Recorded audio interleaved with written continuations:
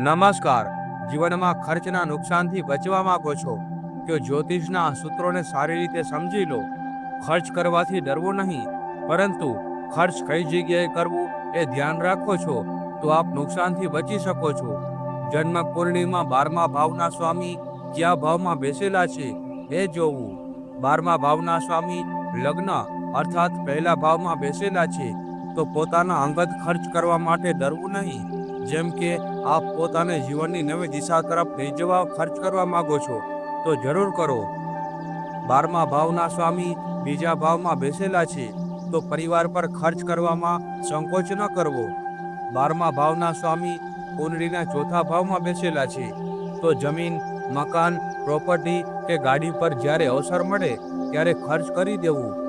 12મા ભાવના સ્વામી 5મા ભાવમાં બેસેલા છે તો આ 5મો ભાવ સંતાન સંબંધિત છે.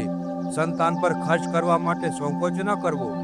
12મા ભાવના સ્વામી કુંડળીના 7મા ભાવમાં બેસેલા છે તો આ 7મો ભાવ આપના જીવનસાથીને સંબંધિત છે. આપની પત્નીને સંબંધિત ખર્ચ કરવામાં સંકોચ ન કરવો.